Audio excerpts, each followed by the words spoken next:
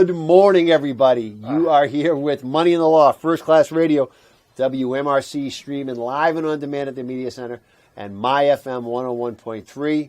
Jay Marsden, Marsden Law Group, John Drohan, my faithful co-pilot, navigator, whatever you want to call him. You're real. Help, like Top real. Gun. I'm your Absolutely. real. Yeah, we should. I'll be real anytime. I was funny. We never did that. We never came up with like names. Like we never came up with Hollywood actual call signs. No call signs. And you don't. You have your call sign is given you. You can't make up your call sign. Oh no. Somebody else makes it up to you. That's right. That's the rule. That is the rule. That's a real rule. It's a real rule. So you're here, Money Law, talking all things money, all things law today. Jay Marsden on the law side, John Drohan on the money side. And how you been, my friend? I've been good. I've been better. Nice. I've been worse. Yeah.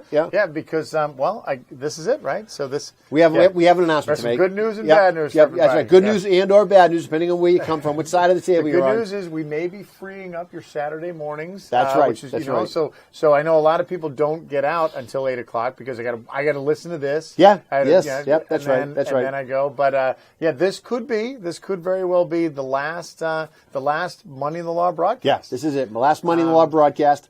At least from 101.3, right? That's true. From 101.3 perspective, and I believe they'll probably still. I'm sure they'll stay on the website. So if you want to go back and look at some old shows, right, some of that classic, timely information that we've been doling out these many years. Timeless information, really. Yeah. So Tom and I and John had a big conversation about a year or so ago, and Tom, told us all the exciting news about the transition from the AM station and the FM signal and all the growth that was happening. And we said, Tom, we'd love to be part of it, and we're thrilled to be able to continue to bring the show and sort of be part of that transition over to the FM dial. And so that transition is complete. And we just want to say you're welcome. Yes. Because, obviously you're big time now. And you're big time largely because of the 7 to 8 o'clock on Saturday morning right here at Money Law. So you're welcome, Tom. I mean, we do it out of the goodness of our hearts. Nothing but love. And we love you and we love everybody here at the station. But we are, in all seriousness, I'm not kidding. We're going to miss it. But you know what? Absolutely. You know what? Absolutely. And I, just like I said, we had an email earlier. We swapped the text, and we said it could be just like one of those, like when the bands, like when a band goes on its farewell tour, and then 10 years later, I'm going to see you playing a Mohegan Sun. That's right. That's right. Oh, look, it's Jethro Tull. Well, it's funny. It's funny. Right before you got here, I was telling Ray about down the Cape last weekend, and I went to the Barnstable County Fair. Right? You did not. Of course I did. Why wouldn't I? Right? It's all about this. So it was fun. A lot of fun walking around. Kids had a blast. City kid like me walking around seeing actual, so animal husbandry in practice, right? I mean, the 4-H club is there. Somebody's showing off an award-winning goat and some award-winning rabbits and, all kinds of red, white. And you can tell why that's an award-winning goat. Right? That's what I stood. I learned a lot. I learned a lot. That goat right there looks way better than this other goat. That one's a little fuller through the hips. That seems to make it a lot more of a, getting into all kinds of issues there. So Ray said to me, who was there for music? Who they have? And I said, you never guess who they had. Blood, Sweat, and Tears. Blood, Sweat, and Tears. Yes. The headliner on Saturday night. And so I said, I saw those guys a million years ago at the Berkeley Music Hall at downtown Boston. Yep. And, phenomenal act. Legendary musical group from the way back days. And so, like I said, way back before our days. Oh, way before our days. Way before our days. Those guys are dating us before our actual birthday. Oh yeah. Those guys had moved from the A to the B list, and you and I weren't even around anymore, right? We didn't even know what the list was. That's right. Those guys, and of course, and again, love the music. Phenomenal musicians. You just can't mess with. So here's the question. It's like these guys, all these like legendary, almost timeless, almost immortal bands. Yeah. They, they're like prize fighters. They're like, what? We got one more in us. Yeah. Oh God, we got one more. Or the other side is, I don't have any money. Yeah. Is there a way that maybe they call, listen, I know what I said. I know what I said about your wife and your kids. I'm sorry. Any way you could meet me down at the Barnstable County Fair? Well, the phone call goes, something like this. Hey, Dawn, It's Glenn, right? And this is Don Henley, Glenn That's Fry, right? that's right. Hey, what's going on, Don? It's Glenn. I got a quick question for you. I just talked to whoever, or somebody Yeah. in the industry, right? And they think that if we were, for some reason, to go back out on tour, and I know that we haven't talked to each other in X numbers of years, and I can't stand you, and I threw a guitar at your head, and you threw a drum kit at my head, but he thinks if we go back out on tour, there's a pretty decent chance that we might make, X bajillions of dollars. We could make, any interest? We could make $14 million each Yeah. for 20 shows. Yeah. Maybe. I'm not saying that Boys of Summer thing didn't work out really well. No. And you know what? I hit it a little bit with Smuggler's Blues. But you know what?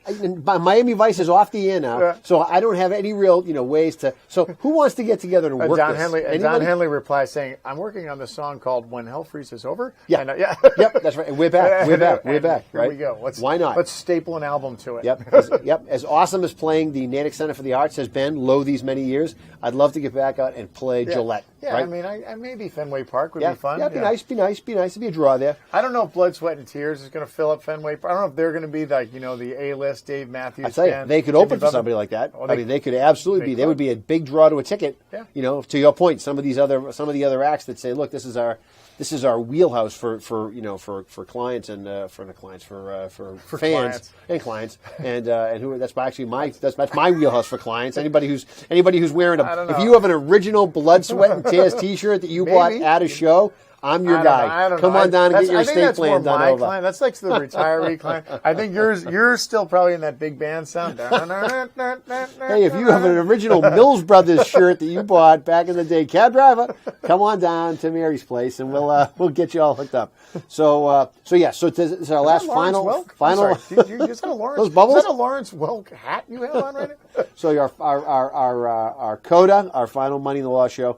Did you have anything in particular you wanted to talk about today, or did you want to reminisce, or what did you want to do? I wanted it to be like a throwback show. Talk Nice. about it. Yeah, All right. I don't have to. I could talk about anything under the sun.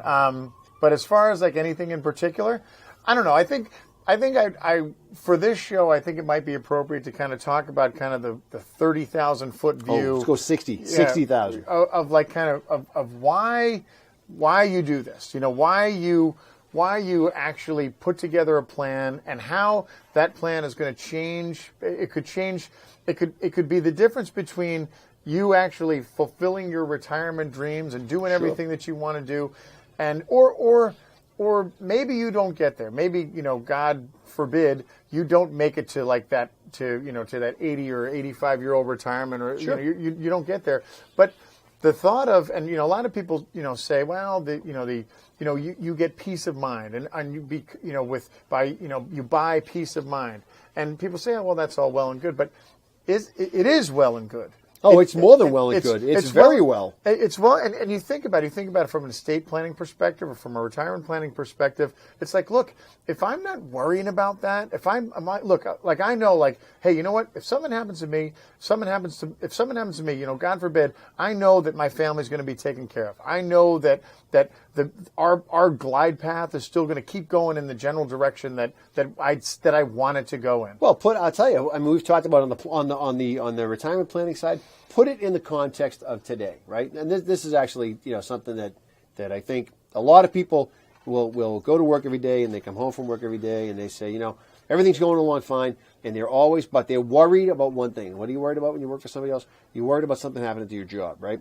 So you worry that at some point down the road you're going to lose your job, you're going to get laid off. And why are you worried? You're worried because if you lose your job, you're not going to have any money. The changes. And if you don't have any money, you don't have any income coming in, then you can't necessarily live your life and you pay your bills and do the things you want to do. Because you have plans, right? That's You have goals. You have That's right. So think about it this way: retirement is the big layoff, right?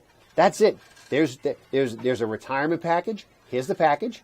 It's potentially, if you do it right, it's 20 or 25 years of your salary, right? and then you'll have hopefully medical benefits covered because you'll be at the Medicare-ish age, right? But that's what retirement is. It's the big layoff, you get right? laid off. That's right. That's right. And if you get laid off from your job tomorrow, you might go out, you might find part-time work, and the part-time work might cover the gaps, but maybe it doesn't cover the gaps. But that's really how you need to think about it. You say to yourself, if I was to get laid off, what would I do? You'd go get another job. Well, at 65 or 70, if I get laid off for the big layoff, what's going to happen? Well, you either have the money to fall back on or you go back to work. And it could be, right, it could be that big layoff is the best thing that's ever happened to you, right? And it could be like it's like when when someone gets laid off and they give you like this crazy severance package, and they're like, hey, here you go, take it or leave it, and you're like, why wouldn't I take that, right? That's right. Like especially the guys who have pensions and like, well, wait a minute, right now, so if right now I make X amount of dollars. If I retire, I'm going to make 20% less of X. But that's not working. That's just for breathing. Yeah. Why wouldn't I do that? That's right. That's right. If I can afford to do that, like, why wouldn't I do that? So you're right. It's if now's the time for you to where you're actually getting laid off, or you're choosing to be laid off, or you're volunteering to for that break in service. This is your time where you have now you have the rest of your life. You've turned the page and you have the rest of your life to do all of those things that in the back of your mind that you've been wanting to do, or kind of accomplish the rest of those goals. And people don't think about retirement as like, oh, I'm retired and pretty soon the clock's ticking, I'm going to go. It's not like that. They like, all right, now I'm retired and now it's just another chapter of my life. It's another to go do stuff. Yeah, it's another chapter to go do stuff. And maybe I know what I want to do. Maybe I'm not sure what I want to do, or maybe I want to search for something that I want to do, or maybe I have a list. Maybe I have call it a checklist, call it a bucket list, whatever it is. But there's a list of things. These are the things I want to do. And maybe one of those things is I just want to hang out with my grandkids. Yeah. Or I want to hang out. I want to live close. I want my kids to live close to me, so they go swimming in my pool every Sunday. Yeah. Or I'm moving closer to my kids, so I'm uprooting my life here. I'm selling my property that I own up here, and I'm heading down to wherever, West Coast, Carolinas, wherever it is,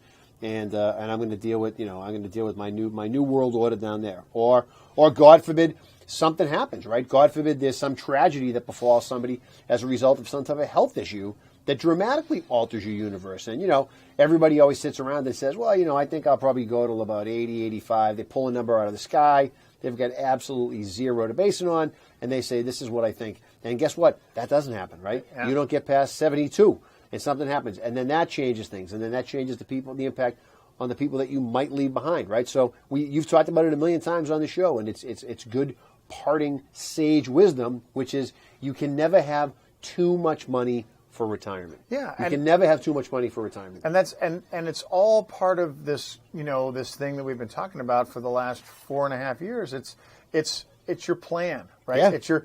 It's your plan. Like you have and whether it's written down or whether it's drawn on a picture, but you have an idea in your mind that say, okay, this is where I want to go. This is my objective. This is what financial nirvana looks like to me. And maybe it has to do with, or maybe it's just, this is where I want to be. I want to be standing on a beach in a house that I own. Yep. Or I want to be, on the first tee. I want to be the first guy on this golf course in South Carolina, on June 1st. Like that's where I want to get to that point. Or I want to be, I want to be able to, picking my grandkids up at, after school so my daughter can doesn't have to come home and can go to work, right? Do whatever they're doing. Yeah, exactly. That's right. So, and I want to be, that's what I want. That's what I want. When all the dust settles, that's what I want to see.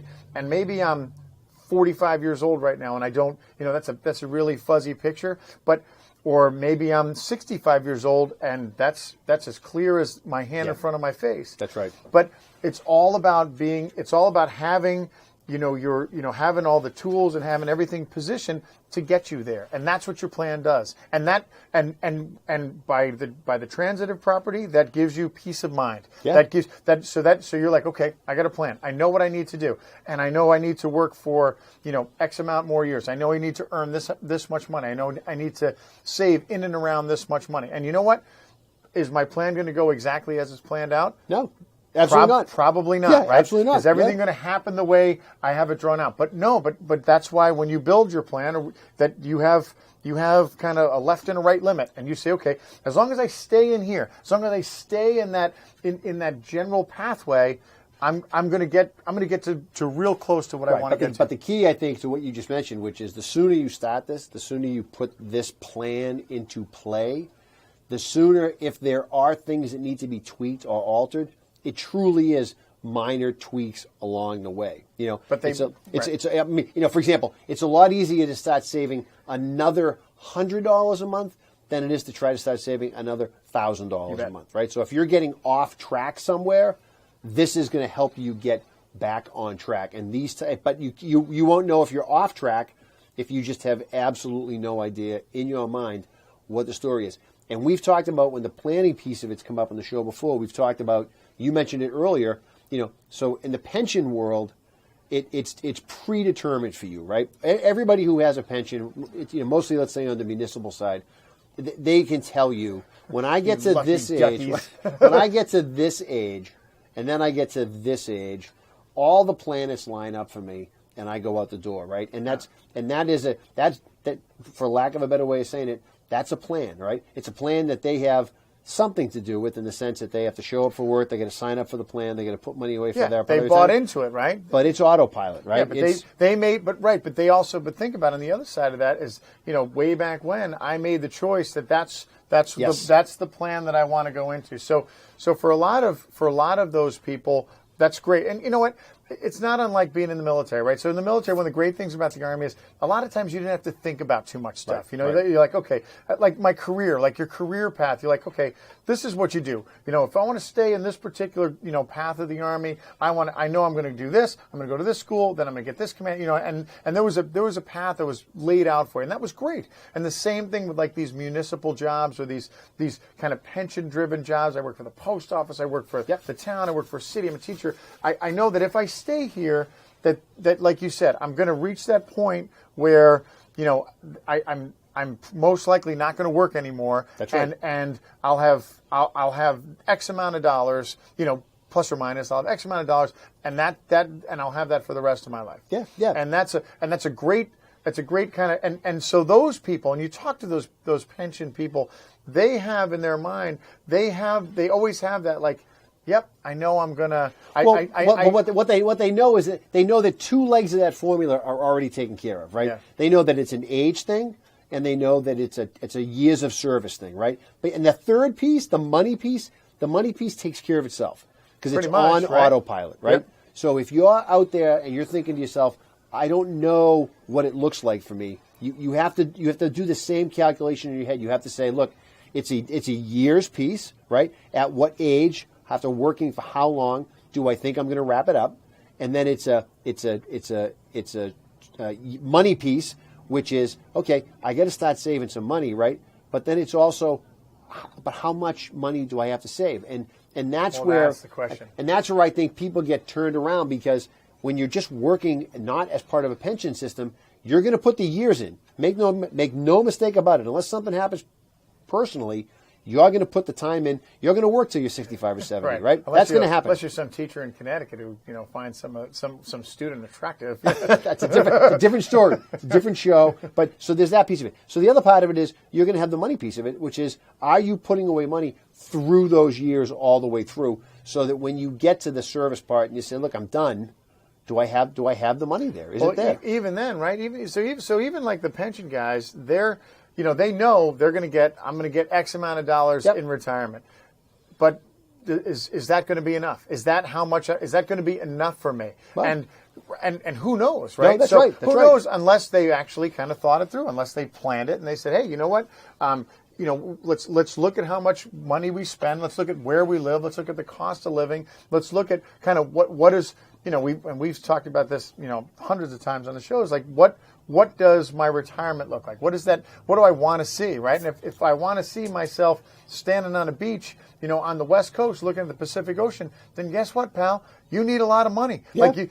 That's not just going to fall into your lap. And if you make, $75,000 a year in your pension, that's really good. But you know what? That's not going to cover that beachfront home in San Francisco. That's right. It's not. That's right. So if that's kind of where you want to end up, there's planning that's involved with that too.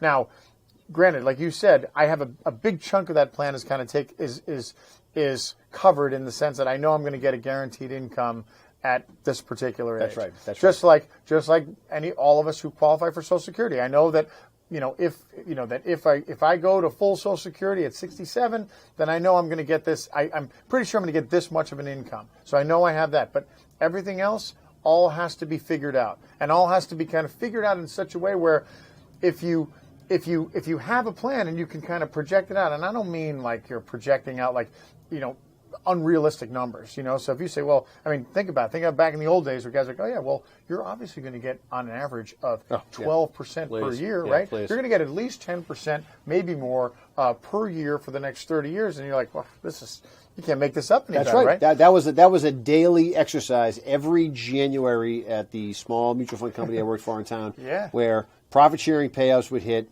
And everybody would go in and they'd look at their 401k value, and then they'd look at that $15,000 profit-sharing contribution, and they'd be like, this is awesome. Yep. And then they'd start doing the math. And they'd be like, all right, if I do a $30,000 a year contribution to my retirement account, which is, by the way, a huge retirement contribution every year, and you extrapolate that out over 25 years that you think you're going to work here, they're like, all right, I'm going to put away $300, $600, I'm going to put away about $750, $800 in money. And then on top of that, that's going to earn, and then they come up with these astronomical numbers. And so that's going to earn. So basically, everybody was walking away with about $6 million, right? Which was an insane amount of money. That might get me there. That might be enough. And that's $6 million in 1990 money. Yeah, right? I'm going to take 5% of that as income. So I'm going to have about $300,000 a year in retirement income. Give or take. Yeah, give or take. So I'll be running a gun in with the players. I can live with that. Yeah, I'm all right with that. That might get it done. Yeah, that's right. But that's the calculation. It's a sort of back of the napkin conversation that says, have a general idea of where it's going to go, right? Because otherwise, you're never going to get there. And what's the value of that? So someone would be like, okay, well, you know what? I could do that. Why do I need somebody to help me to do that? Why do I need your help with that? Why do I? I can easily, I can get a computer. I can get a financial planning calculator, and I can figure out if I put X amount of dollars and I get this average return, then that's great. Then I know how much money I have when I retire, or in and around when I retire. And so what do I need? What do I need help with that for? And you say, well, okay, that's a great question, because if, let's say that something goes wrong during that time, or let's say you don't put as much money away, or let's say you put away too much money, and you say, okay, well, yeah, I put away, well, I mean, when I say you've oversaved in the sense that you've saved at the expense of doing something else, That's right? true, yeah. So let's say I've saved at the expense of, I maxed out my 401k, but guess what? I told my kids, pound sand, figure out your own college. Right. Like, figure it out for yourself. Hey, you know what? I paid for college myself, and then your kid says, hey, Dad, look, I got my Princeton acceptance letter. Yeah. And they say, oh, I didn't qualify for any financial aid because you and Mom make $250,000 a year combined. I mean, what should I do? Right. You know what? Figure it out. Talk to the box.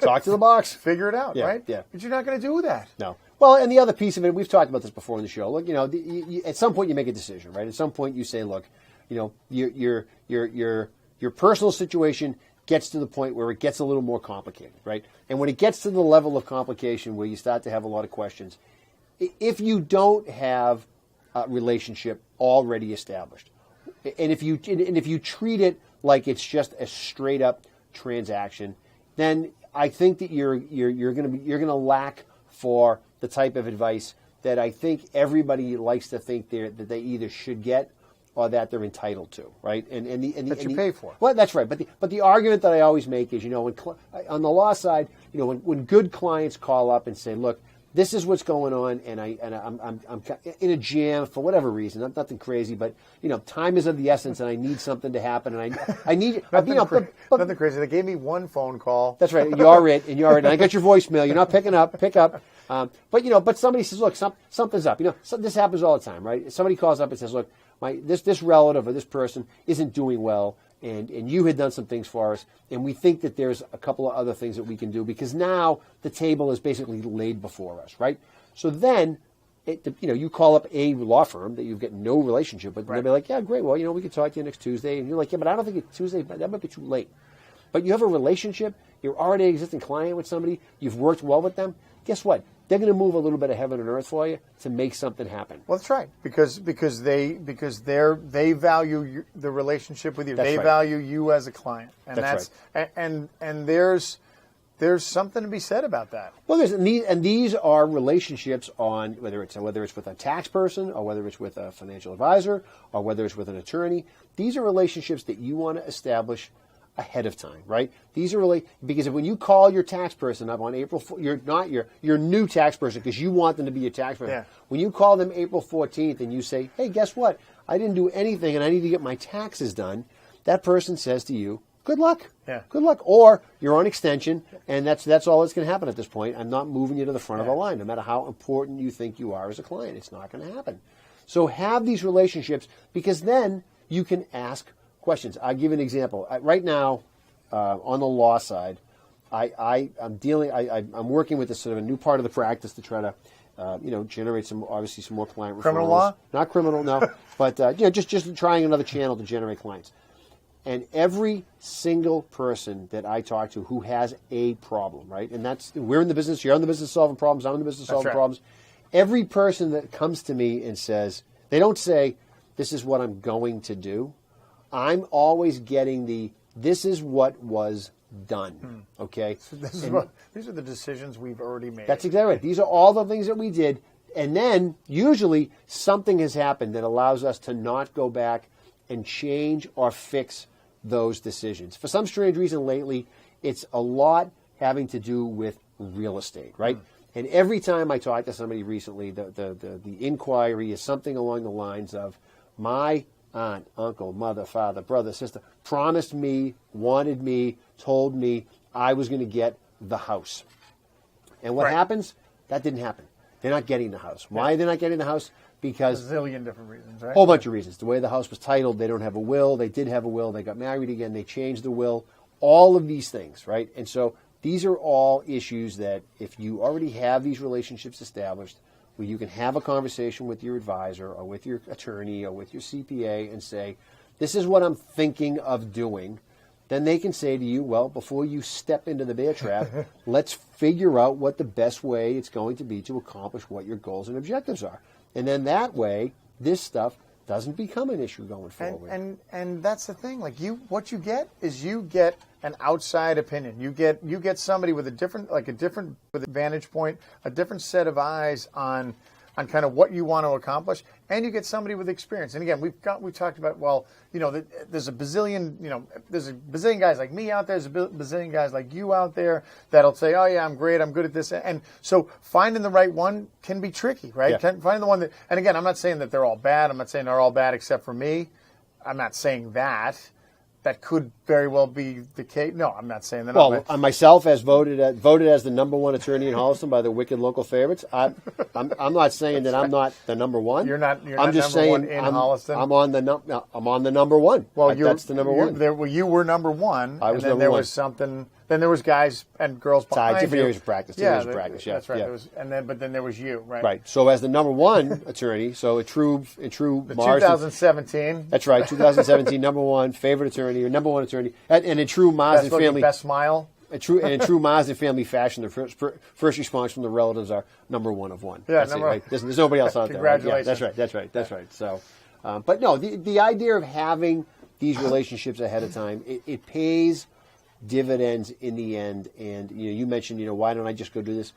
In all the years that I worked at Fidelity, we would tell people that. We would say flat out when somebody said, look, I don't need you guys to do this, I'm going to go do it on my own. We'd say, great, go ahead. You absolutely, your entire life is filled with, I could just do it on my own scenarios. There's a whole bunch of them, right? Fill in the blanks, right?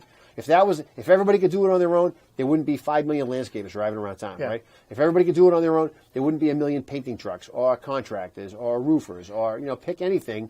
The world is full of, I can do it myself. And you can do it on your own. And there's a lot of different, and I'm not saying, if I have a client that says, look, I want to invest money. I like my E-Trade account. Yeah. I like research in companies. I like that. I really like that. I'm like, that's awesome. And you know what? I'm glad that you like that. I go, here's how I can help you. Okay, so here you want to invest. I mean, you want to just do your investments. You want to invest a portion of your portfolio. By all means, knock yourself out. Okay.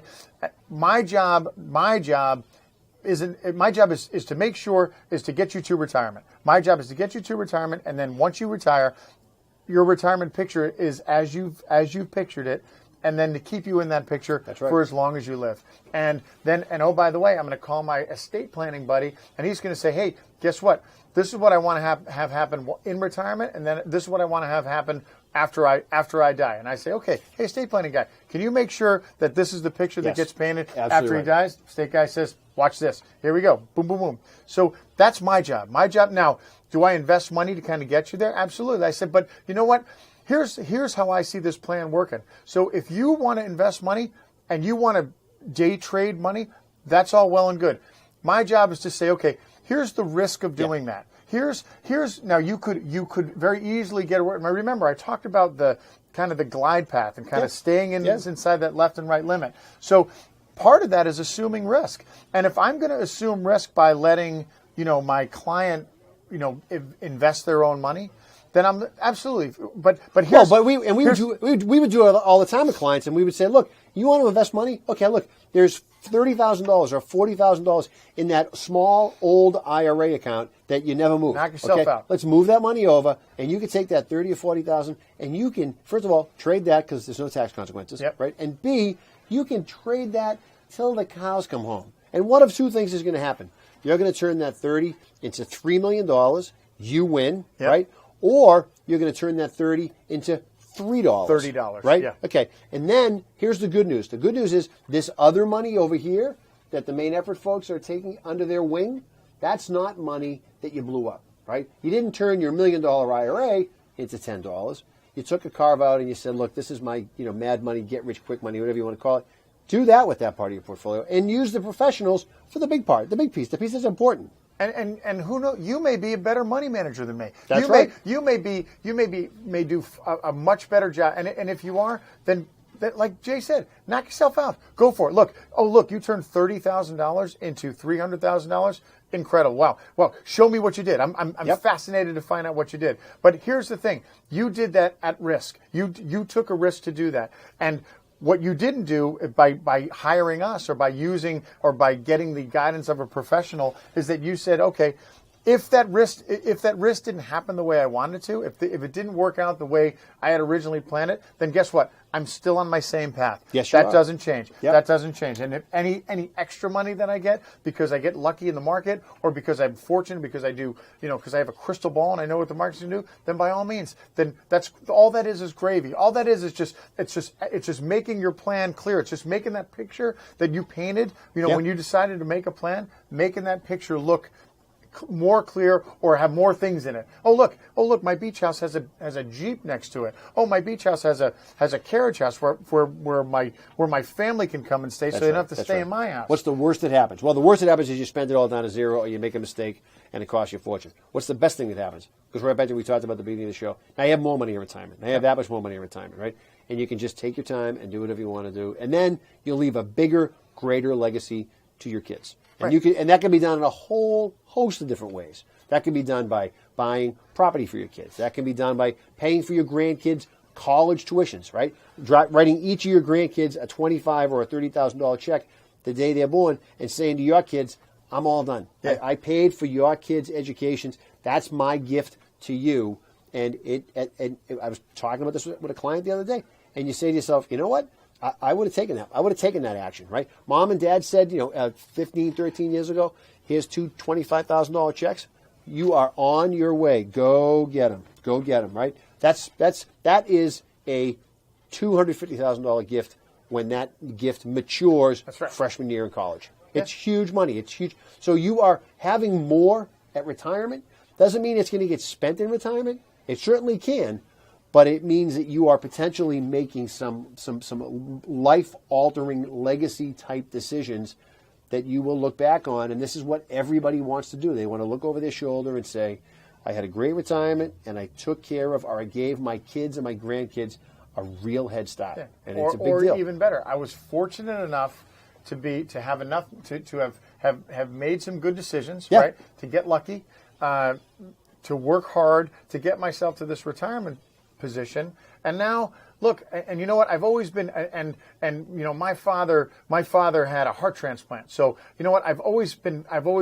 The American Heart Association was always very good to him. I want to give back to that organization. Yep. I want to. There's charitable organizations that I think do great things. Like I really, you know, I'm passionate about like trying to stop homeless people and or not stop them, but stop homelessness. Are they taking over the building? What's going on out there? No, but I'm trying. I want to help I want to help homeless people. So I can now. I have the ability. I have the time, or I have the assets that I can help. I can contribute to that cause. Yeah. Because that's something that I really believe in. And you know what? That's and again when you know we were talking about like kind of peace of mind and that adds to your peace of mind, right? That's so yeah. So if I'm retired and I'm you know, knock on wood, I'm lucky enough to be healthy and I have more money than I need, and now I can devote time to be like to a charity or to your family or to my family or to you know to some good cause, right? To my grandkids, right? Yeah. Like, you know, to where my grandkids are sick of me, like Granddad, get away! Like go, like you're always here. You're bugging. Why is Granddad? I don't want to be your hobby. Don't make me your hobby. That's right. Play golf. Do something else. Buy a boat. Do something else. Get out of here. What's the matter? Don't you want me to coach? Don't you want me to coach your team? Yeah. Yeah, that's right. That's just what you want, right? So Walter Matthau, right? All right, so we'll take a quick break, and we'll be back with the second last half of Money in the Law on my FM 101.3. Because remember, we have Holliston Cape. Yes, we do. That's right. We never know. That's right. That's right. With Jay Marsden, Marsden Law Group, John Drohan, Manifest Financial, philosophizing on some retirement planning. Philosophical discussion is what we're having. On some retirement planning, exactly. And we'll be back shortly after this break. Stay tuned. You're back. Money in the Law, First Class Radio, WMRC, streaming live and on demand at the Media Center at MyFM 101.3. Jay Marsden, Marsden Law Group, John Drohan, Main Effort Financial. We are here at the swan song of Money in the Law. It's our last show, and we're trying to basically leave you with some pearls of wisdom that we hope that you'll carry with you. Ideally, you carry them. If you're driving. No. Ideally, you carry them right up to our office when you're becoming a client. That'd be fantastic. That'd be great. Then you can have these pearls of wisdom all the time. All day. You'll be sick of all them. the time. You'll have a laundry basket full of pearls of wisdom. Like, what do I do with all this stuff? Just keep listening to them. So on the law side, a couple things that couple of suggestions I would make to people going out the door. First and foremost, kind of fits in line with what you just said. Have a plan. All right, meaning go out and actually establish your estate plan. Great. Have healthcare proxies. Have powers of attorney. Have a will or a trust. Name an executor. Let me ask you this question.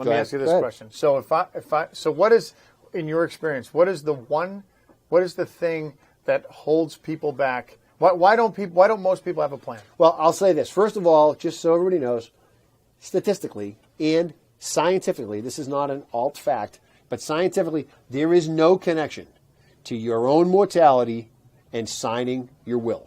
Okay? I don't know. Everybody thinks. I'm not sure. Everybody thinks the minute they sign their will that there's a target on their back. Yeah. There's no connection. There's no connection. And you mentioned that there's no data really to support that. Is what you're saying. Right. Not inconclusive. It's my understanding that there's no data that I'm aware of. But you mentioned, what's the worst that happens in retirement? You save too much money. You'll have, too much money in retirement. On the law side, well, if you don't have an estate plan, you can be creating some real problems for yourself. If you have an estate plan, even if you have to go through probate and do all these other things, the important part is you've written it down, right? And your intent is, for the most part, going to be achieved. Yeah, like you're going to accomplish what you wanted to do, kind of post. And even if you post life. Even if you think somebody's up to some shenanigans, again, if you have an estate plan, it's clear for everybody to see. This is what I wanted to happen, right? And if you don't do it, now you're just leaving people to sort of figure out what your wishes are. Now, this assumes that you just pass away. But if you don't pass away, if you are in some type of condition that makes it impossible for you to make your own decisions, then you really have to have your estate plan buttoned up, because somebody is going to have to step into your shoes and start making decisions and make decisions for you while you're still alive. That's right, while you're still alive. And if you don't have anybody named to do that, then not only do we have to go out and get somebody named to do that, which is a headache of epic proportions anyway, but the person that actually gets the call may not be the person that you want to get the call. Now, don't confuse this with maybe staying a little extra time, like at the barbecue or at the St. Patrick's Day party. All right. So no, this is like a permanent incapacitation, not the not the temporary where this is not you assign somebody. Usually, it's your wife to say, "Listen, make sure that I don't." Well, this isn't you walking into a party and saying to your spouse, "Honey, I am going to be incapacitated tonight. I know it's coming. It's coming. I'm giving you my temporary durable power of attorney. As my power of attorney. That's right. I need until we leave this house, till I wake up tomorrow morning, you are in charge, right? Make decisions for me. You know what? I'll tell you something, though. We've joked about these real-life moments, right? These scenarios where your ability to make decisions is compromised, it's not much different than that. It's not much different than that. Right. And there's a handful of people in the population who may be able to say with some slight tinge of embarrassment that, you know what, I've been that person. I've been that guy or been that gal at the party, right? I may have made... And I may have danced on a table. I may have worn a lampshade in my head. But guess what? You were incapacitated and you were unable to make decisions. And somebody had to take care of you and make decisions. AKA your wingman. That's right. Yeah. And if something happens to you in legit real-life medical issues, that is essentially the equivalent, right? You wouldn't let your significant other or your spouse or somebody get behind the wheel of a car because they were incapacitated because they knocked back, a bottle of vodka. Well, to the same degree, if your family members are incapacitated because of some cognitive issue, you're not going to say to them, hey, I know that if you left the house, you have no idea where you live, you have no idea who I am, you have no idea who you are.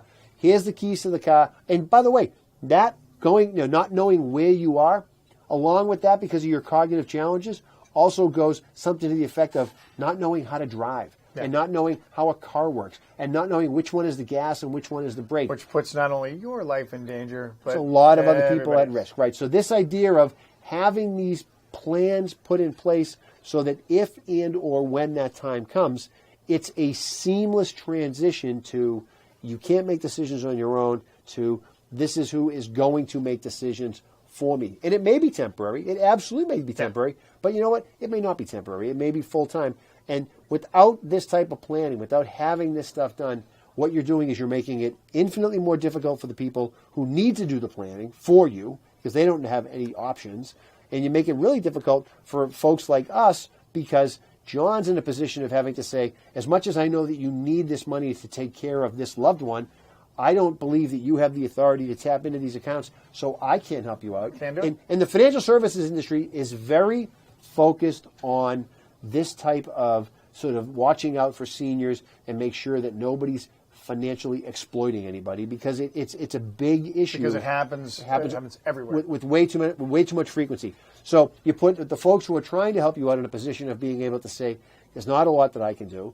And then when the attorney comes in, unfortunately, the attorney's going to say, look, our options here are very limited because we waited until the absolute last minute to do this. So now, not only are the options limited, but they're expensive. Yeah, it's going to cost you money and it's going to cost you time. That's right. So in order to get to where you want to get to, we're going to have to go in front of a judge, and that's going to take time. And you're going to have to pay me. You're going to have to pay for. You're going to have to. The cost of waiting is going to cost you money. So you're going to be in this position where if you had a plan set in place, and my point before was like, look.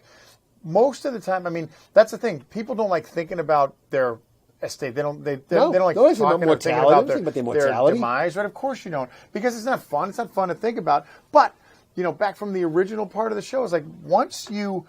But it may gnaw at you, right? It may because every now and again something like say a relative passes away or something, and you're like, wow, that's and you see somebody go through like this crazy like probate situation where everything's all messed up because they didn't have a good plan in place. And like I don't want that to happen to me. I don't want that to happen to my wife or to my kids because it'll be such a headache and God forbid, like everything that I, in my idea that I wanted to pass this on to my wife or make sure she had nothing to worry about or pass on money to my children or my house to my children.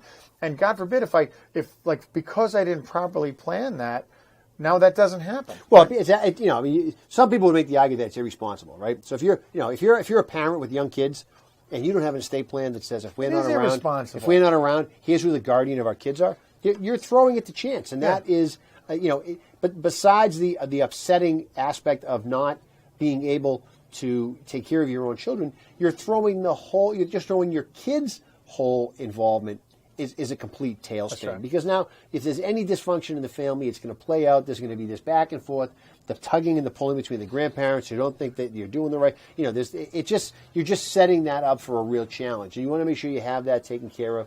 And by the way, for the most part, all the planning that we've talked about on this show, with the exception of some of this long-term legacy planning and nursing home planning, can be done at the Marsden Law Group. Can be done at the Marsden Law Group, 847 Washington Street, Holliston, brand new office coming down. Or it's not written in stone. You can change anything you need to. Well, and that's important because a lot of times that initial step that is getting out of the box is the hardest part. Like, a great example is for a young family, right? So you have a husband, wife, they have kids, they have a child or two, and then they're talking to their estate planning attorney, and they're like, okay, first question, most important question: who is going to be the guardian of your kids should something happen to the both of you? And they look at each other and like, obviously my brother, obviously my mother. Yeah. And then they're like, whoa, no. And then so then you get stuck right there. You can't even get out of the gate because you can't make a decision you can't agree as to who's going to be the guardian. And guess what? I mean, for our estate plan, we've changed the guardian 3 times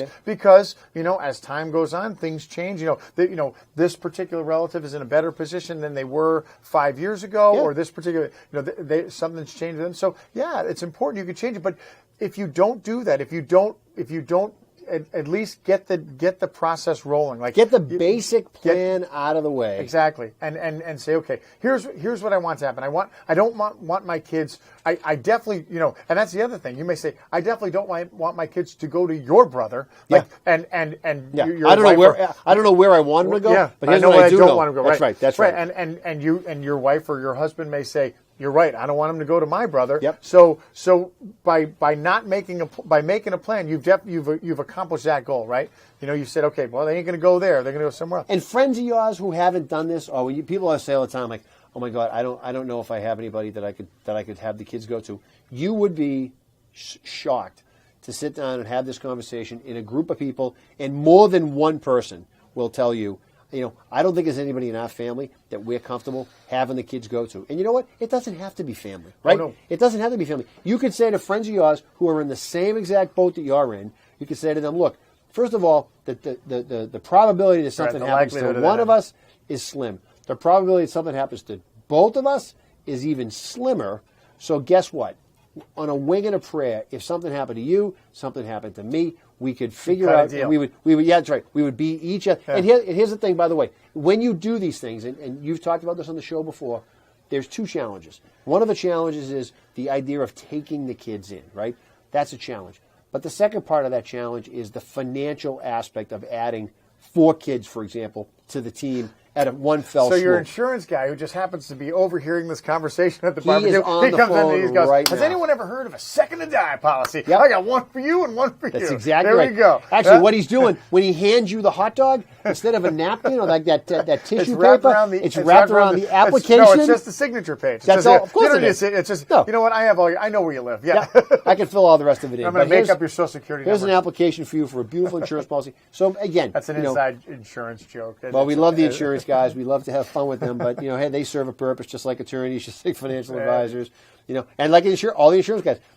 Nobody likes them until they need them, right? That's right. The insurance guy shows up and says, "I'm sorry for your loss. Here's a $2 million check." Yeah, right, and that's the joke, right? So in your example, it's a great example, right? So yeah, no one, if let's say we're in that situation, say you and I made that, we say, okay, I'll take care of your kids, you take care of my kids. I'm going to go tell them, by the way, on the way, I'm like, guess what, Uncle Jay, step it up. They're like, you know what, that's pretty, Chloe would be like, that's pretty cool. I'm in Kendall and I are good friends. Yeah, that's down on that. Yeah. So, but you're right. So you have this big financial burden. So if you inherit 3 children, right?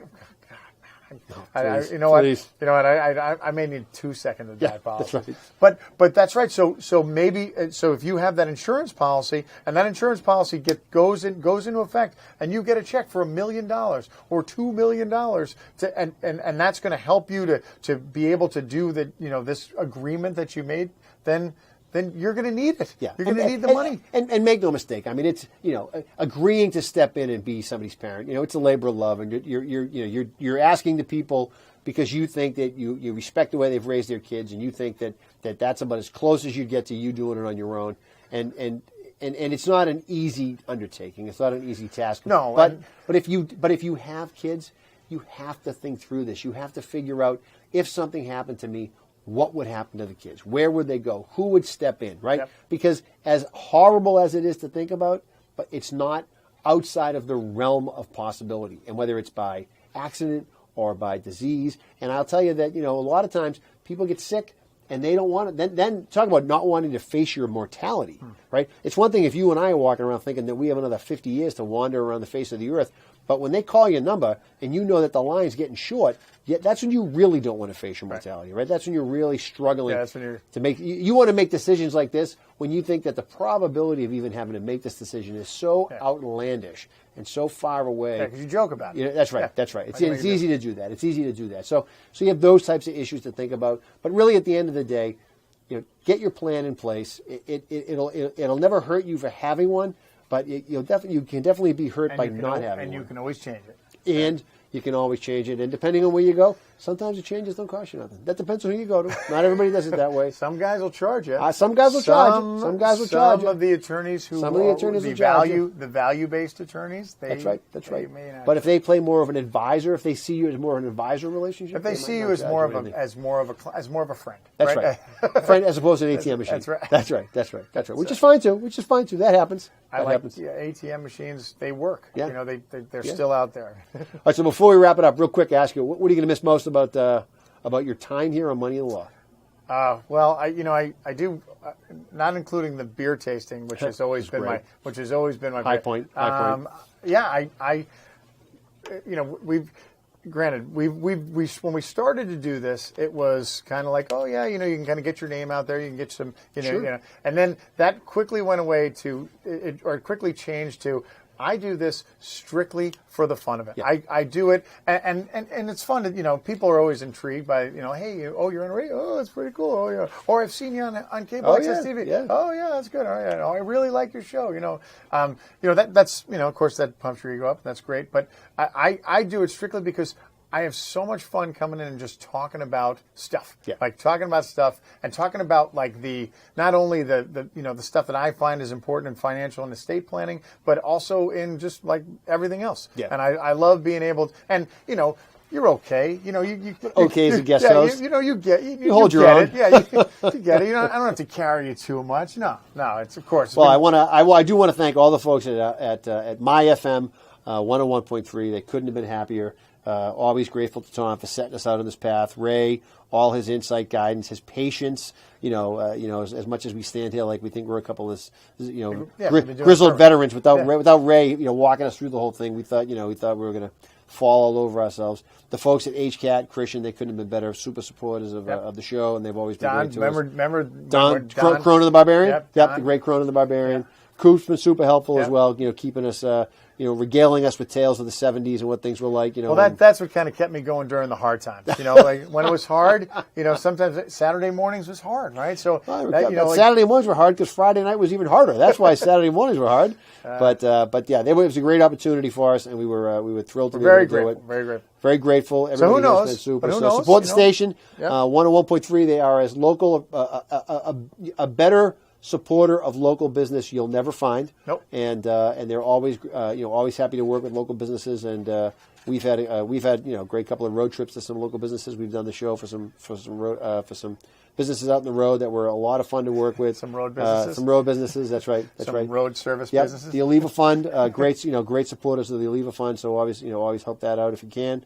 And we've had a great run at the station. And they're on FM, and they play great music. That's right. You know the songs. Right. Yeah. You know this. Well, Christian doesn't know them but he's learning them. Yeah, they get some a little pre-Christian there. A little bit pre-Christian, but not for most of you listeners out there. Not no, Saturday morning. You're right in our wheelhouse. You're right in our wheelhouse. Yeah, you got it. Yeah, blood, sweat, and tears. That's right. That's right. All right. Made me so very happy. So until next time.